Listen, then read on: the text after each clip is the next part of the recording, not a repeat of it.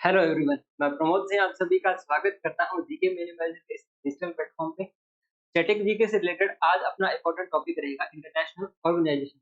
इस टॉपिक से रिलेटेड जो डायरेक्ट फैक्ट यहाँ पर पूछे जाते हैं वही अपन यहाँ पर कवर करने वाले हैं। चलिए शुरुआत करते हैं आज के सेशन की, जो कि है अपना रहने वाला है अंतरराष्ट्रीय संगठन के बारे में। सीधे सीधे फैक्ट जो एग्जाम में पूछे जाते हैं तो वही अपन यहाँ पर कवर करने वाले हैं। सबसे पहले देख लेते हैं इसके बेसिक के बारे में कि जो संयुक्त राष्ट्र है एक अंतरराष्ट्रीय संगठन है जिसे विश्व शांति और सुरक्षा बनाए रखने, देशों के बीच मैत्रीपूर्ण संबंध बनाने, अंतरराष्ट्रीय सहयोग को प्रोत्साहित करने और मानव अधिकारों की रक्षा करने के उद्देश्य से स्थापित किया गया है। ये है इसका ऑब्जेक्ट, इसको किस लिए स्थापित किया गया है। अब इससे डायरेक्ट क्या क्या क्वेश्चन सीधे सीधे पूछे जा सकते हैं। सबसे पहले आपको ध्यान में रखना है इसका गठन हुआ है 24 अक्टूबर 1945 को। ये डेट आपको इंपॉर्टेंट रखनी है, अच्छे से याद रखनी है, सीधी सीधी पूछ ली जाती है काफी बार, इसलिए आपको सबसे पहले ध्यान रखना है इसका गठन कब हुआ है, 24 अक्टूबर 1945 को। नेक्स्ट है इसका हेडक्वार्टर, इसका मुख्यालय कहाँ पर है, जो है न्यूयॉर्क, संयुक्त राज्य अमेरिका, या फिर सीधा सीधा अगर आपको पूछा जाए मेनहट्टन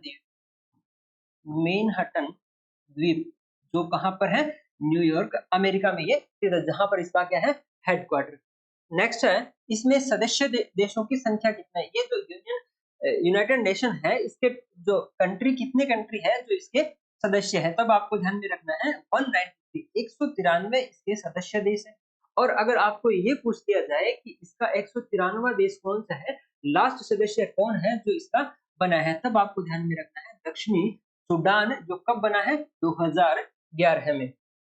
अब बात करें इसके संस्थापक राष्ट्र की, जब 1945 में इसको स्थापित किया गया था तब इसमें मूल रूप से कितने थे, तब आपको ध्यान में रखना है 51 सदस्य। और अगर आपको ये पूछ लिया जाए कि 51वां देश कौन सा था, तब आपको ध्यान में रखना है पोलैंड। इससे रिलेटेड एक आपको ध्यान में रखना है, काफी बार यहाँ पर 50 सदस्य भी आपको मेंशन किए हुए मिल जाएंगे। उससे पहले एक देख लेते हैं कि एक चार्टर हस्ताक्षरित हुआ था। चार्टर का यहाँ सीधा सा मतलब है कि यहाँ पर इसका जो एक संविधान बना था, इसका एक संविधान बना था जिसके लिए फाइनल जो कमिटमेंट हुआ था, फाइनल जो सिग्नेचर हुए थे, वो कब हुए थे, 26 जून 1945 को, कि इसका यूएन का पूरा संविधान बन गया था, जिसपे जो कब बना था, 26 जून 1945 को। और कहाँ पर ये सिग्नेचर हुए थे, तब आपको ध्यान में रखना है सैन फ्रांसिस्को। और इस समय जो हस्ताक्षर हुए थे वो कितने देशों के हुए थे, 50 देशों के हुए थे। लेकिन जब ये लागू हुआ था, जब इसने कार्य अपना प्रारंभ किया था 24 अक्टूबर 1945 से, उससे पहले पोलैंड भी इसका क्या बन गया था, सदस्य बन गया था। इसलिए आपको ध्यान में रखना है इसके संस्थापक सदस्यों की संख्या कितनी है, 51 है। और 51वां अगर आपको देश पूछ दिया जाए तब आपको ध्यान में रखना है पोलैंड के बारे में। अब बात करते हैं इसके संविधान से। जब इसका संविधान बना तो इसमें कितने अध्याय जोड़े गए थे, कुल अध्याय तो जोड़े गए थे 19 है, और इसके कुल अनुच्छेद आपको अगर पूछ दिया जाए तब आपको ध्यान में रखना है 111। इसके किस तरह से इसको संचालित किया जाएगा, इस बारे में पूरा जो यहाँ पर संविधान बना था उसमें कितने अध्याय थे, 19 अध्याय थे। और अगर आपको अनुच्छेद पूछ दिया जाए तब आपको ध्यान में रखना है 111 यहाँ पर अनुच्छेद बनाए थे। अब बात करते हैं इससे रिलेटेड एक्स्ट्रा फैक्ट। ये तो सीधे सीधे आपको एग्जाम में पूछ जाते हैं। अब पूछा जाए आपको इसकी भाषाएं कितनी है, कितनी इसकी लैंग्वेजेस है, इसमें अगर आपको टोटल पूछ किया जाए तब तो है कितनी, 6 भाषाएं इसमें इंक्लूड है।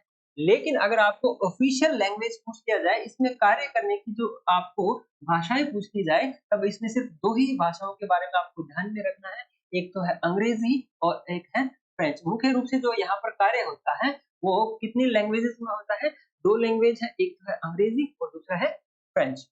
इसमें और अन्य जो 4 भाषाएं हैं कौन सी है, अरबी, चीनी, रूसी और स्पेनिश। इनके बारे में भी आपको ध्यान में रखना है। सीधा अगर आपको पूछ दिया जाए कि कितनी भाषाएं हैं, तब आपको ध्यान में रखना है 6 भाषाएं इसमें इंक्लूड है। नेक्स्ट है इसका फ्लैग के बारे में, इसका ध्वज के बारे में। संयुक्त राष्ट्र का जो ध्वज है वो नीले रंग की पृष्ठभूमि पर एक सफेद विश्व मानचित्र होता है जो जैतून की शाखाओं से घिरा होता है। देखिए ये वाला सिंबल है या इसका जो फ्लैग में जो मेंशन है, अब आपको ध्यान में रखना है कि ये कि इसका जो बैकग्राउंड है वो किस कलर का है, ब्लू कलर का है। और यहाँ पर बीच में क्या है, ये ग्लोब है, बीच में क्या है, ग्लोब है और ये जो पत्तियां यहाँ पर बन रखी है ये कौन से पेड़ की मानी जाती है, तब आपको ध्यान में रखना है जैतून की। तो ये भी आपको पूछ लिया जाता है यूएन का जो फ्लैग है उसमें जो इसका सिंबल है या इसका जो लोगो है उसमें कौन सी पेड़ की पत्तियों का समाहित किया गया है, तब आपको ध्यान में रखना है जैतून की पत्तियां यहाँ पर है। नेक्स्ट आपको ध्यान में रखना है कि जो यूनाइटेड नेशन ऑर्गेनाइजेशन है इसका नाम किसने दिया था, तब आपको ध्यान में रखना है फ्रैंकलिन टी रूजवेल्ट, जो कौन थे, अमेरिका के राष्ट्रपति थे। तत्कालीन अमेरिका के जो राष्ट्रपति है उनका क्या नाम था, फ्रैंकलिन टी रूजवेल्ट है, इन्होंने ही यूएन नाम दिया था। तो इसके बारे में भी आपको ध्यान में रखना है। अब इसके बाद में ध्यान रखना है इसके लिए जो जमीन, जो इसका जो मुख्यालय बना है इसके लिए जमीन जो 17 एकड़ मानी गई है वो किसने दी थी, तब आपको ध्यान में रखना है जॉन डी रॉकफेलर। इसके द्वारा जॉन डी रॉकफेलर के द्वारा ये दान दी गई थी जमीन, इसलिए इसको अपन क्या बोलेंगे अपनी लैंग्वेज में, ये क्या था वहां का भामाशाह।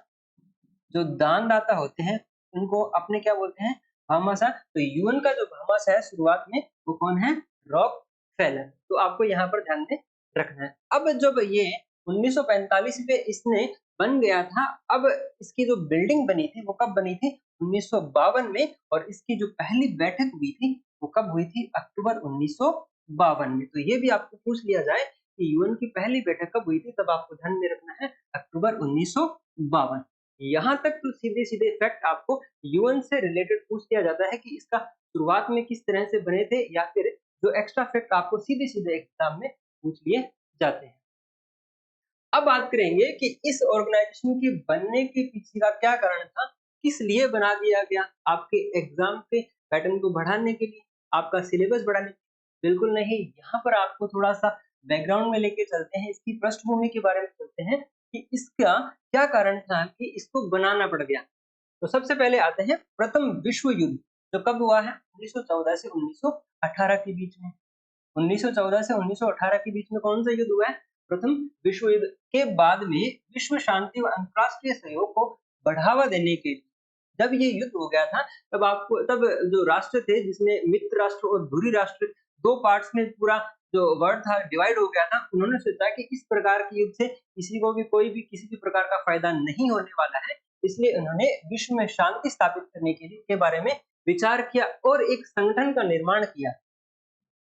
कौन सा, जो था league of Nations. League of Nations जो कब बना है, 10 जनवरी 1920 को। तो सीधा सीधा आपको एग्जाम में ये पूछ लिया जाता है कि लीग ऑफ नेशन है वो कब बना था, तब आपको 1920 तो कंफर्म याद रखना ही रखना है, और साथ साथ में आपको 10 जनवरी भी अगर याद रख जाए तो बहुत ही अच्छी बात है। मिनिमम आपको 1920 तो याद रखना ही रखना है। अब इसका हेडक्वार्टर अगर आपको पूछ लिया जाए तो आपको ध्यान में रखना है जेनेवा का बार। कौन सा है, जेनेवा। इसका है लीग ऑफ नेशन का हेडक्वार्टर है जेनेवा।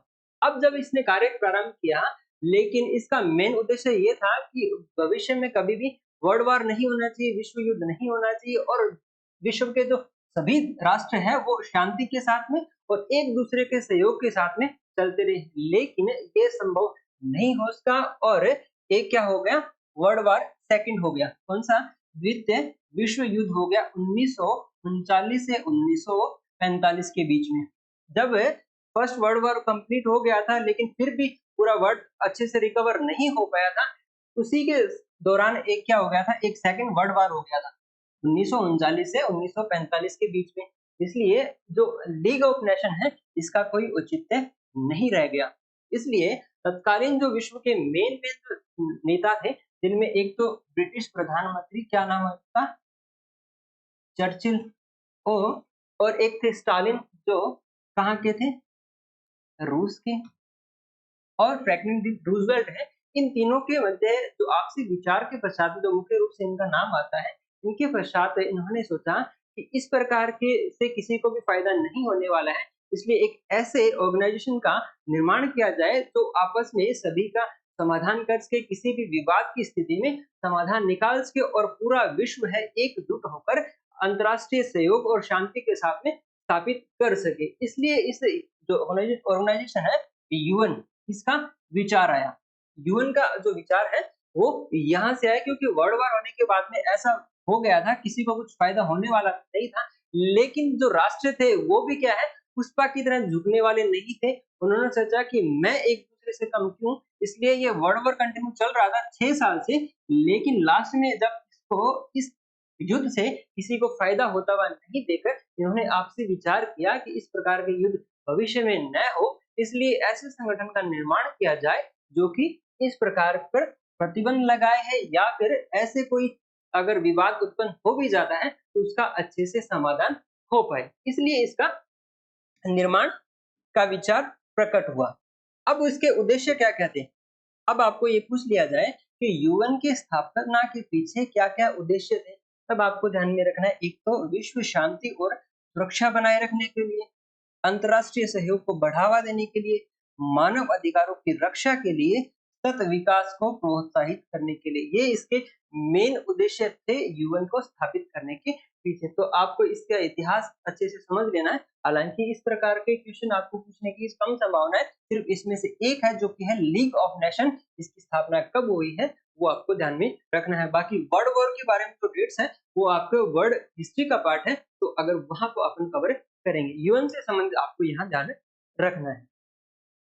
अब बात करेंगे कि जो यूएन है, संयुक्त राष्ट्र संगठन है, कि कौन से पार्ट्स है, कितने पार्ट्स में ये डिवाइड है, या किन-किन पार्ट्स जो अंग है इसके उसके आधार पर यूएन काम करता है। इसके मुख्य रूप से कितने अंग हैं?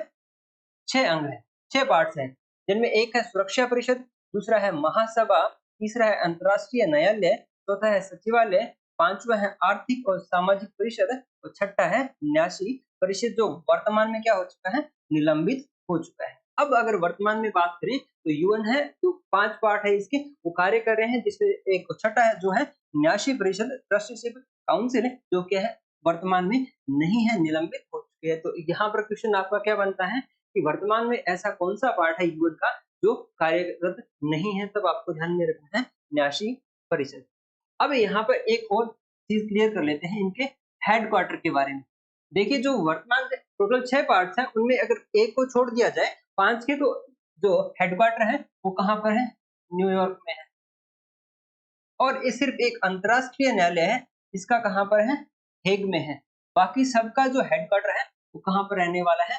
न्यूयॉर्क। तो आप यहाँ पर इजीली सारे एक साथ ही कवर कर पाएंगे। कुछ कोई भी पूछ लिया जाए, चाहे आपको सुरक्षा परिषद पूछ लिया जाए, महासभा पूछ लिया जाए, सचिवालय पूछ लिया जाए, या आर्थिक और सामाजिक परिषद पूछ लिया जाए, इनका हेडक्वार्टर आपको ध्यान में रखना है कहाँ पर है? न्यूयॉर्क में है। और अगर आपको ये पूछ लिया जाए कि अंतर्राष्ट्रीय न्यायालय उसका मुख्यालय कहाँ पर है, तब आपको ध्यान में रखना है हेग के बारे में। चलिए अब बात करते हैं सबका अलग-अलग, कि इनका अलग-अलग क्या किस प्रकार से कार्य है, क्या ये कार्य करते हैं। सबसे पहले डिस्कशन करेंगे सुरक्षा परिषद के बारे में, सिक्योरिटी काउंसिल के बारे में। इसे किस नाम से जाना जाता है? दुनिया का पुलिस में जो पुलिस होती है वह सुरक्षा का काम करती है, इसलिए इसको क्या बोलता है? बोला जाता है सुरक्षा परिषद को दुनिया का पुलिस मैन भी बोला जाता है। और इसका जो मुख्य कार्य क्या है? वो है अंतर्राष्ट्रीय शांति और सुरक्षा बनाए रखना, इसका कार्य है सुरक्षा परिषद का। अब बात करें कि इसकी सदस्य संख्या कितनी होती है, तो इसके कुल सदस्य संख्या तो आपको ध्यान में रखनी है। 15 सदस्य होते हैं, जिनमें 5 तो होते हैं स्थायी और 10 होते हैं अस्थायी। दो प्रकार के इसमें सदस्य होते हैं, जिनमें पहले होते हैं स्थायी सदस्य और दूसरे होते हैं अस्थायी। 5 तो स्थायी सदस्य हमेशा ही रहते हैं इसके, और 10 होते हैं जो अस्थायी। अब स्थायी सदस्यों की बात करें, जिनमें कौन से आते हैं, तब आपको ध्यान में रखना है चीन, फ्रांस, रूस, ब्रिटेन और संयुक्त राज्य अमेरिका। ये पांचों हैं इसके क्या है? स्थायी सदस्य, जिनको क्या है? वीटो पावर है। वीटो वीटो पावर का सीधा सा मतलब है कोई भी अगर कार्य होता है तो इनकी अनुमति मुख्य रूप से अनिवार्य है। ठीक है, तो इनके बारे में आपको ध्यान में रखना है। बाकी जो अस्थायी सदस्य होते हैं वो कितने होते हैं टोटल, तब आपको ध्यान में रखना है 10 अस्थायी सदस्य होते हैं, जो 2 वर्ष के लिए चुने जाते हैं। 2 वर्ष के लिए चुने जाते हैं। ये जो अस्थायी सदस्य है किनके द्वारा चुने जाते हैं, तब आपको ध्यान में रखना है महासभा के द्वारा। और किस आधार पर चुने जाते हैं, तो 2/3 बहुमत के आधार पर अगर कोई भी सदस्य यहाँ पर चुना जाता है तो महासभा द्वारा चुनाव करवाया जाता है। और किस आधार पर बहुमत होगा कि 2/3 सदस्य अगर ये चाहते हैं कि इनको सुरक्षा परिषद का सदस्य अस्थायी सदस्य बना दिया जाए, तब 2/3 बहुमत से ये पारित होना चाहिए।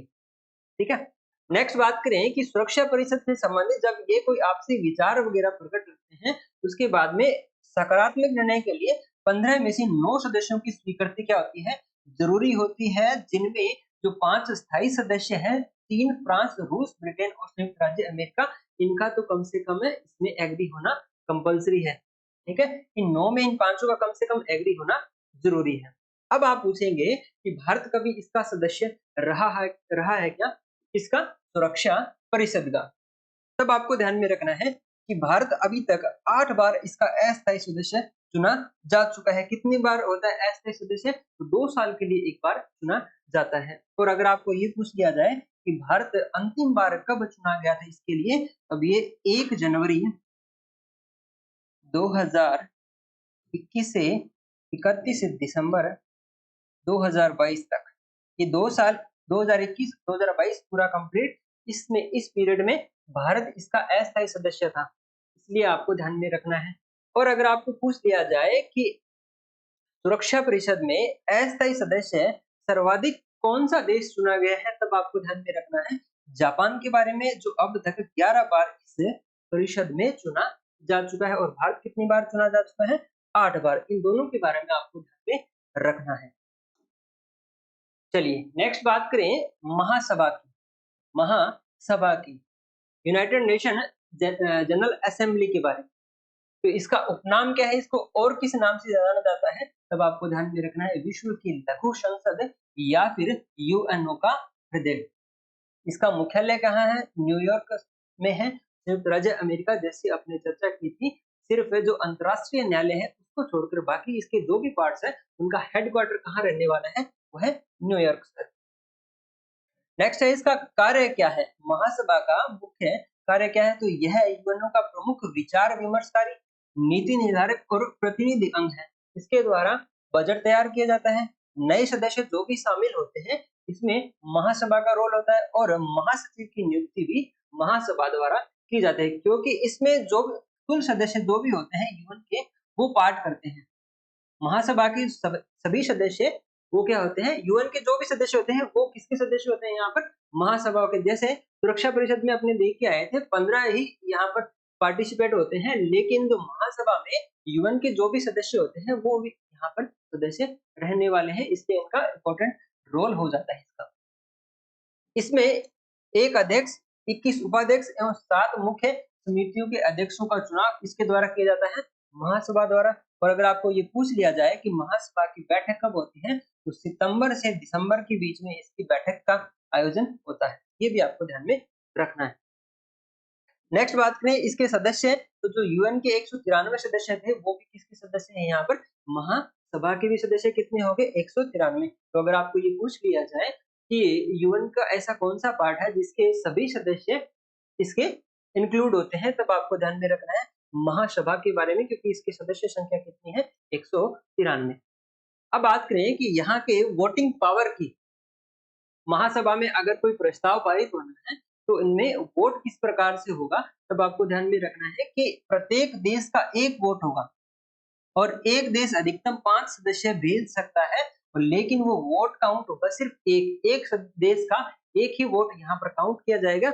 लेकिन अगर आप किसी भी कोई भी देश यहाँ पर अगर सदस्य भेजना चाहे तो 5 सदस्य यहाँ पर मैक्सिमम भेजे जा सकते हैं। और महासभा के जो 78वें अध्यक्ष है, आपको ध्यान में रखना है डेनिस फ्रांसिस, जो कहाँ के हैं? त्रिनाद और टोबैगो के। ठीक है, तो यहाँ तक अपन को ध्यान रखना है महासभा के बारे में। नेक्स्ट है अंतरराष्ट्रीय न्यायालय। अंतरराष्ट्रीय न्यायालय के बारे में, इसकी जो स्थापना हुई है वो कब हुई है? 3 अप्रैल 1946 से इसने कार्य प्रारंभ किया है। 3 अप्रैल 1946 के बारे में। और इसका मुख्यालय जैसे अपने ऑलरेडी चर्चा कर चुके हैं, कहाँ पर है? हैग, नीदरलैंड में इसका हेडक्वार्टर है। बाकी जो भी पार्ट्स हैं यूएन के, उनके जो हेडक्वार्टर है वो कहाँ पर है? न्यूयॉर्क में है। सिर्फ इसको छोड़कर अंतरराष्ट्रीय न्यायालय या फिर इंटरनेशनल कोर्ट ऑफ जस्टिस का। अब इसके कार्य क्या है, ये मुख्य रूप से इनका क्या कार्य होता है, तब आपको ध्यान में रखना है यूएनओ का प्रमुख न्यायिक अंग है, जो अंतरराष्ट्रीय विवादों का समाधान करता है। तो आपको ध्यान में रखना है ये क्या है? अंतरराष्ट्रीय विवादों का। अगर किसी दो देशों के बीच में विवाद उत्पन्न होता है और अगर वहां पे आप अगर इनका समाधान नहीं हो पाता है, तो अंतर्राष्ट्रीय न्यायालयों में क्या किया जा सकता है, वाद दायर किया जा सकता है और इसके बाद में यहाँ पर उनके आपसी विवादों का समाधान किया जाता है। तो आपको ध्यान में रखना है कि अंतर्राष्ट्रीय विवादों को समाधान करने वाला कोर्ट कौन सा है, वो है अंतर्राष्ट्रीय न्यायालय, जिसका मुख्यालय कहाँ पर है, हैग, नीदरलैंड। अब बात करें इसकी सदस्य संख्या की, इसमें कितने न्यायाधीश होते हैं, तो 15 इसमें जज होते हैं जो कितने वर्ष के लिए चुने जाते हैं, 9 वर्ष के लिए। आपको ये यहाँ पर मुख्य रूप से ध्यान में रखना है कि यहाँ पर जो जज होते हैं वो चुने जाते हैं, वो कितने साल के लिए चुने जाते हैं, तब आपको ध्यान में रखना है 2 साल के लिए चुने जाते हैं। प्रत्येक 3 वर्ष बाद 5 न्यायाधीश अवकाश ग्रहण करते हैं। 3 वर्ष बाद में ये क्या होता है, वोट काउंट होता है, जिनमें कितने जज को इंक्लूड किया जाता है, 5 नए जज हर 3 साल के बाद में आते हैं। तो ये यहाँ पर आपको ध्यान में रखना है। और इसके अलावा कोई भी 2 न्यायाधीश एक देश के नहीं हो सकते। जो यहाँ पर टोटल 15 जज होते हैं, उनमें 2 किसी भी देश के नहीं हो सकते, एक देश का सिर्फ एक ही जज यहाँ पर हो सकता है। तो यहाँ पर आपको ध्यान में रखना है कि कोई भी 2 न्यायाधीश एक देश के नहीं हो सकते। अध्यक्ष एवं उपाध्यक्ष इनमें से ही चुने जाते हैं। जो यहाँ पर टोटल 15 न्यायाधीश होते हैं, उनमें से ही अध्यक्ष और उपाध्यक्ष का चुनाव किए जाते हैं और इनका जो कार्यकाल अगर आपको पूछ लिया जाए तो ध्यान में रखना है 3 वर्ष इनका कार्यकाल होता है। चलिए अब बात करें यहाँ के न्यायालय की भाषा की। जैसे यूएन का कुल भाषाएं तो है अच्छा है, लेकिन ऑफिशियली 2 है। ठीक इसी तरह से जो आईसीजे है उसकी भी कितनी भाषा है, अंग्रेजी और फ्रेंच। जो यहाँ का कार्य होता है, ऑफिशियल जो लैंग्वेज है वो 2 है, अंग्रेजी और फ्रेंच। और यहाँ पर कोरम की बात करें या फिर इसको गणपूर्ति बोले अपने, गणपूर्ति। किसी भी कार्य की अगर यहाँ पर शुरुआत होनी है, किसी भी तरह की अगर सुनवाई होनी है, तो मिनिमम यहाँ पर कितने जज होने जरूरी है, तब आपको ध्यान में रखना 15 में से 9 जज अगर नहीं होंगे तब तक इनकी कार्यवाही प्रारंभ नहीं होगी। अब बात करें इसके वर्तमान अध्यक्ष की। वर्तमान अध्यक्ष है नवाब इस्लाम, जो कि है लेबनान के, जो कब चुने गए हैं, फेब 2024 में। तो वर्तमान में आपको अपडेट कर लेना है कि आईसीजे के वर्तमान अध्यक्ष कौन है, वो तब आपको ध्यान में रखना है नवाब इस्लाम, जो कहाँ के हैं, लेबनान के। यहाँ तक हुआ आईसीजे। अब आईसीजे के बारे में आपको ध्यान में रखना है कि भारत से किस प्रकार इनको रिलेट करना है, कि क्या कोई भारत का भी जज है वो आईसीजे तक पहुंचा है। अब आपको ध्यान में रखना है कि आईसीजे में भारत के पहले न्यायाधीश तो कौन थे, बेनेगल रामाराव, या फिर इनको बी.एन. राव की शॉर्टकट आप बोल सकते हैं, बी.एन. राव। की आईसीजे में पहुंचने वाले पहले भारतीय न्यायाधीश कौन से हैं, तब आपको ध्यान में रखना है बेनेगल रामाराव, जो 1952 में सिलेक्ट हुए थे इसके लिए। अब आपको पूछ लिया जाए कि आईसीजे में भारत के पहले मुख्य न्यायाधीश अगर आपको पूछ लिया जाए, वो है नागेंद्र सिंह, जो 1973 में ये पहले उपाध्यक्ष थे। पहले ये उपाध्यक्ष चुने गए थे, उसके बाद में इनका जो सेकंड कार्यकाल था उसमें ये अध्यक्ष चुने गए थे। दूसरे कार्यकाल में ये अपने क्या चुने गए थे, अध्यक्ष चुने गए थे। दोनों के बारे में आपको ध्यान में रखना है। अगर आपको सीधा पूछ लिया जाए पहले न्यायाधीश, तो ये है बी.एन. राव, और पहले मुख्य न्यायाधीश अगर आपको पूछ लिया जाए तब आपको ध्यान में रखना है नागेंद्र सिंह। और वर्तमान में अगर आपको पूछ लिया जाए कि आईसीजे में भारत के वर्तमान न्यायाधीश कौन है, तो वह है दलबीर सिंह, जो 2012 से यहाँ पर है। 2012 से 2018 तक इनका पहला कार्यकाल था। इसके बाद ये 2018 में दूसरे कार्यकाल के लिए चुने गए हैं, जो कब तक रहेंगे, 2027 तक। क्योंकि जो यहाँ पर जज जो सिलेक्ट होते हैं वो कितने साल के लिए होते हैं, 9 साल के लिए होते हैं। तो 2018 में इनका सिलेक्शन जैसे हुआ था सेकंड कार्यकाल के लिए, तो ये 2027 तक आईसीजे में रहने वाले हैं। तो 2027 तक भारत को ये आईसीजे में एक प्रकार से रिप्रेजेंट करेंगे। ठीक है, तो ये आपको इन तीनों के बारे में ध्यान में रखना है। सीधा कि पहले न्यायाधीश है आपके बेनेगल रामाराव, अगर मुख्य न्यायाधीश पूछ लिया जाए तो वो है नागेंद्र सिंह, और वर्तमान में अगर आपको पूछ लिया जाए तो वो है दलबीर भंडारी। इन तीनों के बारे में आपको ध्यान में रखना है। चलिए अब बात करेंगे सचिवालय की। इसका मुख्य कार्य होता है, यह यूएन के प्रशासनिक कार्यों का संचालन करता है। प्रशासनिक कार्यों का संचालन कौन करता है, तब आपको ध्यान में रखना है यूनाइटेड नेशन सेक्रेटरीट, सचिवालय। और इसका जो प्रमुख होता है वो है महासचिव, और इसका जो महासचिव का जो कार्यकाल होता है वो आपको ध्यान में रखना है 5 वर्ष।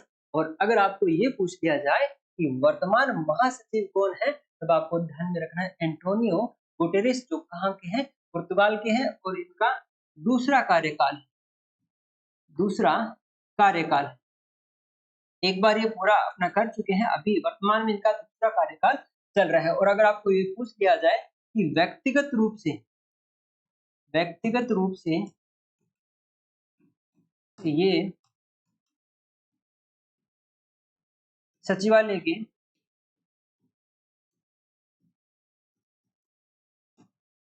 9वें अध्यक्ष है, 9वें क्या है, प्रमुख है या फिर महासचिव है। इनसे पहले 8 महासचिव यहाँ पर रह चुके हैं। व्यक्तिगत रूप से ये क्या है, 9वें महासचिव है। ये अगर आपको पूछ लिया जाए तब भी आपको ध्यान में रखना है। और वर्तमान में इनका कौन सा कार्यकाल है, दूसरा कार्यकाल है। और अगर अगर आपको पूछ लिया जाए कि सचिवालय का मुख्यालय कहाँ पर है, तो न्यूयॉर्क संयुक्त राज्य अमेरिका में। अब कुछ बात कर लेते हैं संयुक्त राष्ट्र के कुछ महासचिव के बारे में। कुछ महासचिव के बारे में जो यहाँ पर रहे हैं, जिनमें पहले बात करें ग्लैडविन ज़ैप की, जो कि प्रथम भी थे और ये कार्यवाहक भी थे। प्रथम अध्यक्ष और एक कार्यवाहक रूप में इन्होंने कार्य किया था, जो कहाँ के थे, यूनाइटेड किंगडम के थे। नेक्स्ट है त्रिगवेली, जो कहाँ के थे, नॉर्वे के। इन्होंने क्या दिया था, इस्तीफा दिया था। अगर आपको पूछ लिया जाए कि सचिवालय के ऐसे महासचिव जिन्होंने इस्तीफा दिया था, तब आपको ध्यान में रखना है त्रिगवेली के बारे में। नेक्स्ट है डेग होमरसोल्ड, जो कहाँ के थे, स्वीडन के थे। इनकी मृत्यु हो गई थी किसमें, हवाई दुर्घटना में। अगर आपको ये पूछ लिया जाए कि सचिवालय के ऐसे महासचिव जिनकी हवाई दुर्घटना में मृत्यु हो गई थी, आपको ध्यान में रखना है डेग होमरसोल्ड के बारे में। नेक्स्ट है यू थॉट, जो कहाँ के थे, म्यांमार के। इनके बारे में आपको मुख्य रूप से ध्यान में रखना है, ये क्या थे, पहले गैर यूरोपियन थे। इससे पहले जो भी यहाँ के क्या बने थे, महासचिव बने थे, वो क्या थे, यूरोपीय थे। और गैर यूरोपीय अगर आपको पूछ लिया जाए तो ये थे यू थॉट, जो कहाँ के थे, म्यांमार के। नेक्स्ट है बान की मून, जो कहाँ के थे, दक्षिणी कोरिया। इन्होंने भी 2 कार्यकाल पूर्ण किए, 2 कार्यकाल इन्होंने पूर्ण किए थे। बान की मून कहाँ के थे, दक्षिणी कोरिया। इनके बारे में भी आपको ध्यान में रखना है। नेक्स्ट है आर्थिक और सामाजिक council, United nation economic and social council. इसका जो मुख्य कार्य होता है, यह अंग आर्थिक, सामाजिक और पर्यावरणीय मुद्दे पर क्या करता है, काम करता है। और इसके सदस्य अगर आपको पूछ दिया जाए तो टोटल सदस्य है यहाँ पर आपके 54 सदस्य, जो 3 वर्ष के लिए चुने जाते हैं। प्रत्येक वर्ष 1/3 मतलब 1/3 यहाँ पर सदस्य क्या होते हैं, पद मुक्त होते हैं। उनकी जगह नए सदस्य आते हैं। हर साल यहाँ पर 18 सदस्य होते हैं, पद मुक्त हो जाते हैं और 18 सदस्य यहाँ पर नए आ जाते हैं। बैठक इनकी जो आर्थिक एवं सामाजिक परिषद की जो बैठक होती है, वर्ष में 2 बार होती है। और अगर आपको ये पूछ लिया जाए कि वर्तमान में इसके अध्यक्ष कौन है, वो है पाउला नरवाज, जो कहाँ के हैं, चिली के। ठीक है, तो ये था अपना यूएनओ से संबंधित पूरा पार्ट, जो यहाँ पर एक साथ ही कवर कर लिया। जो भी इस सेशन में आपको करवाया है, पूरा समराइज वे में एग्जाम ओरिएंटेड पूरा ही टॉपिक आपको यहाँ पर करवाया गया है। तो इसके नेक्स्ट सेशन में जो बाकी इंटरनेशनल ऑर्गेनाइजेशन है, वो आपको कवर करवा दिया जाए। ठीक है, तो मिलते हैं नेक्स्ट सेशन में। तब तक आपको बहुत बहुत धन्यवाद। जय हिंद, जय भारत।